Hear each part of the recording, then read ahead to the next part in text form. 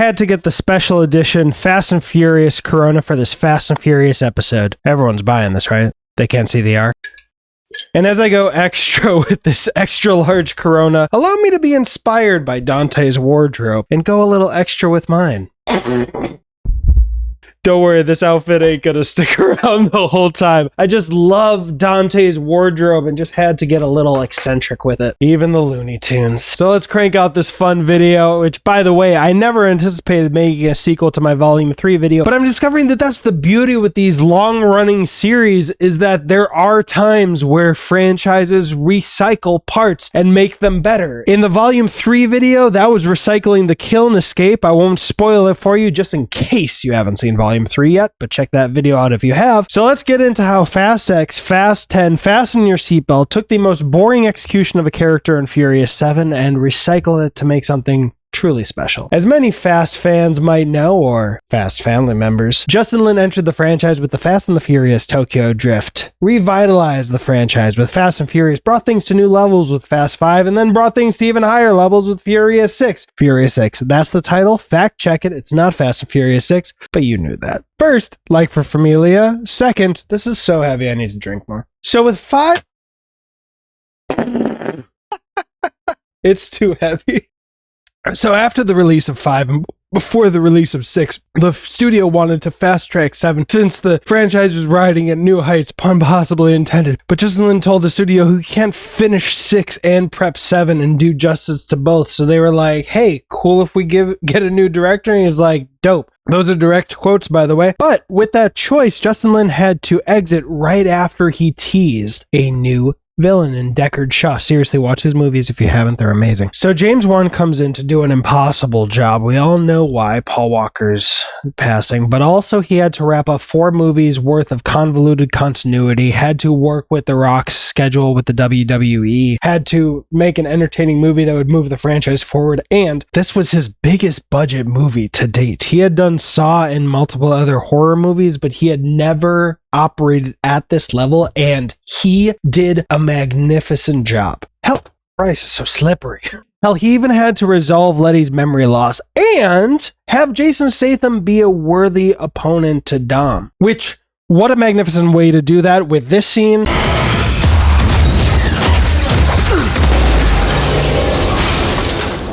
And to end the movie with this fight sequence with orchestral music.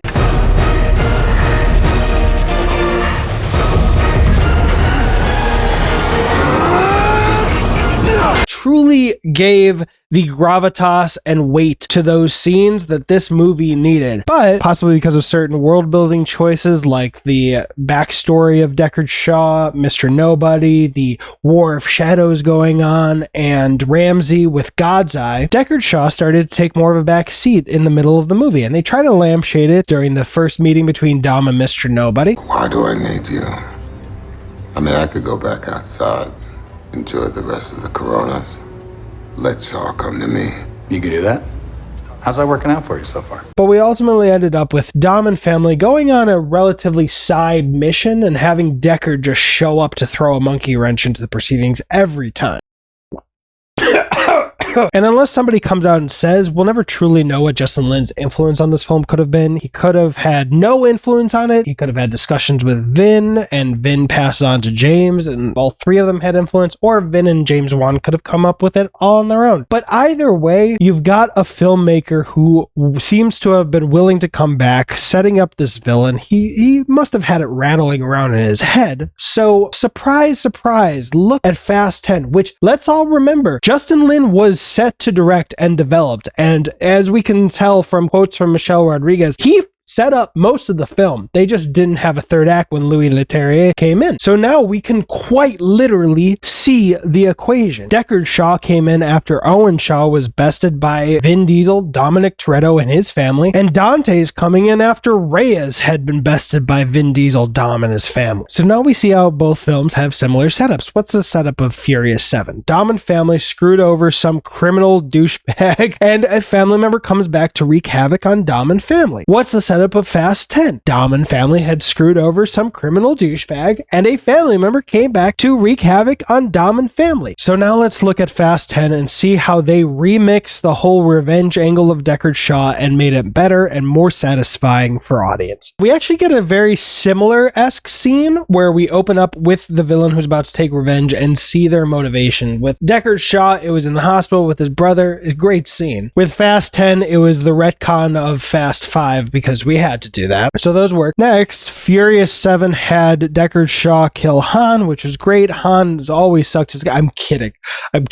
Yes, it took Hitchcock from the first film I ever saw, and it was my favorite for a good while. Anyway, he kills Han and blows up the house. Again, great statement piece. Great first step in terms of building up the villain against the family. In Fast 10, we took advantage of having Cypher to deliver the news and give Dante even more gravitas and really show off his skills. And then Furious 7, as we covered, Deckard just kind of shows up and either shoots or knocks into people with his car. And now this is where Fast X really hits the NOS button. You can hit the NOS button that's shaped like a like button below for fast puns. It's okay. Because instead of Dante just pursuing them on some almost unrelated side mission, he starts playing 5D chess. He's not following them on some other mission. He's constructed this whole fake mission to get them into a trap, which, by the way, I saw the movie 3 times already, once on Thursday, twice on Friday. That Rome sequence is not only for just being a good sequence, but also the twist of it being a fake heist, and then the other half of the team having to save the original team and save the Vatican. What a great sequence. What a way. What a good idea to not go bigger, but just change things. Have them just be in a different situation. Magnificent. I love it. And also what they did with the character of Dante. I mean, no offense to Jason Statham, but he is Handsome Rob from The Italian Job. He is swanky. He is British. Nice to meet you, Handsome Rob. And you, Oh, my name's Becky, but it's written on my shirt. Listen, I'm gonna need your shirt and your truck. Perfect, I'll give them both to you. Would you like my virginity as well? If it's on the menu. Oh, you're so witty. Why don't you take advantage of me? Yeah, you're not too bright, are you? No. Perfect. He's also not much of a car guy, which I think we'll get to that. Showing that Dante isn't just a dog with a scent like Deckard Shaw was. No offense to Deckard Shaw, no offense, but you just were a dog chasing a bone in that movie. And then we go to have Dom street race Dante, which also was great. I said we were going to get to it. Have him being part of the car culture just makes him more ingrained into this universe. Handsome Rob, not much of a car guy. He's got expensive cars, but you don't see him getting grease under his fingernails. He's a champagne problem. What is making noise on my computer?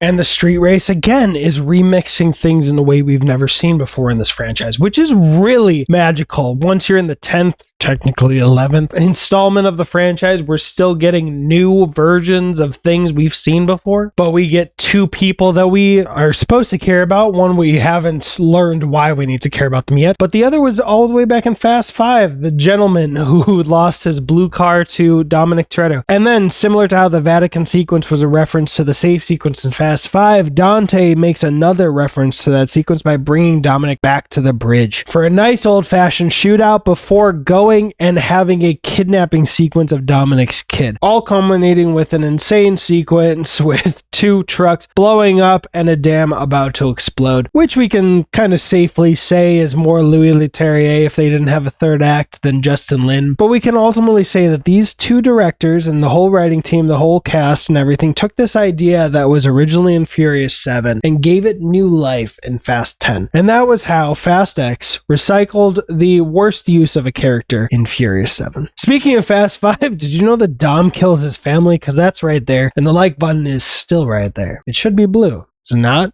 Come on now. Get your name here, by the way.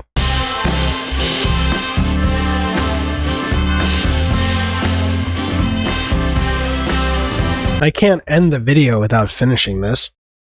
You can check out our tier list and spoiler review over on the other channel. Bye-bye. Oh, and by the way, Hobbs & Shaw is the worst Fast and Furious movie, and this is what Hobbs & Shaw should have been.